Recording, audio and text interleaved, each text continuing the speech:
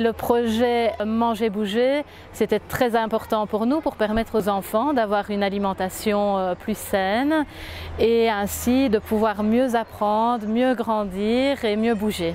Nous avons travaillé sur le projet des collations saines avec aussi l'aide de l'association de parents, du pouvoir organisateur, de la direction et des parents. Donc c'est vraiment un projet complet d'une année. On est d'abord parti sur l'artistique, donc avec Arkimbolde.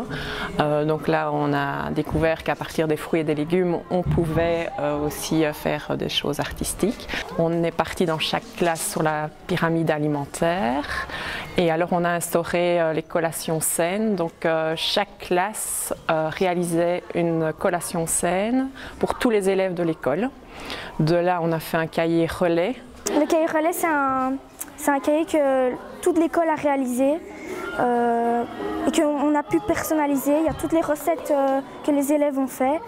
Il y a quelques comptes rendus aussi. Et on a cuisiné une soupe aux courgettes, une soupe aux brocolis, une soupe à...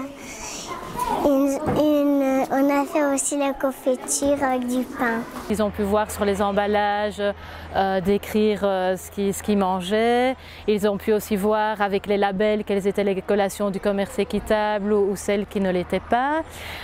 Ils ont rencontré une diététicienne, ils ont rencontré des personnes, des agriculteurs qui leur ont expliqué le trajet de l'alimentation, donc ils savent maintenant mieux ce qu'ils mangent et mieux ce qui est dans leur collation.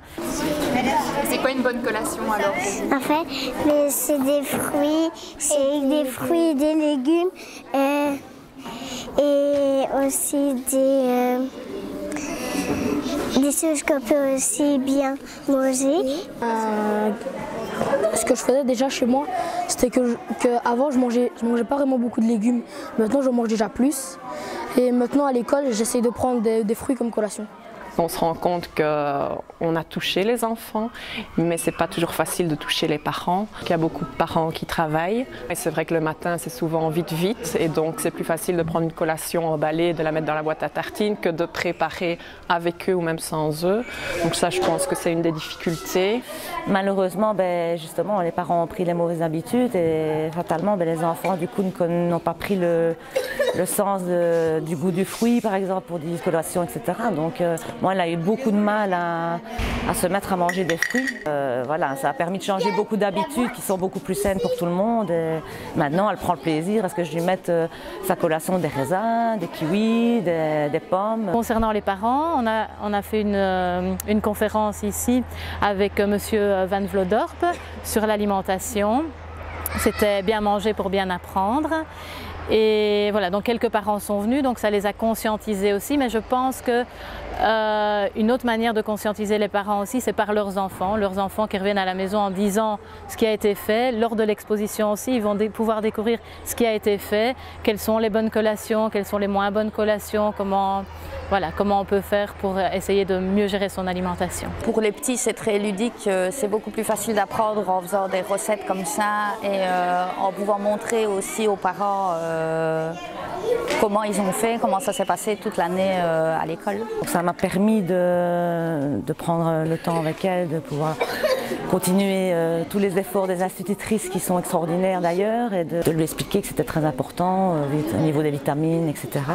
Donc cette année, on a travaillé sur les collations. L'année prochaine, on aimerait bien travailler sur la boîte à tartines. Et en travaillant sur la boîte à tartines, donc on va voir tout ce qui est pain, légumes, fruits. On va coupler aussi ce projet-là avec le projet Ose le vert, qui est un projet où on va développer justement un potager. Et donc ce serait bien d'allier les deux et de continuer à travailler sur l'alimentation parce que c'est un projet qui doit se faire en plusieurs années. C'est un projet de longue haleine parce que changer les mentalités, ça ne se fait pas en un an.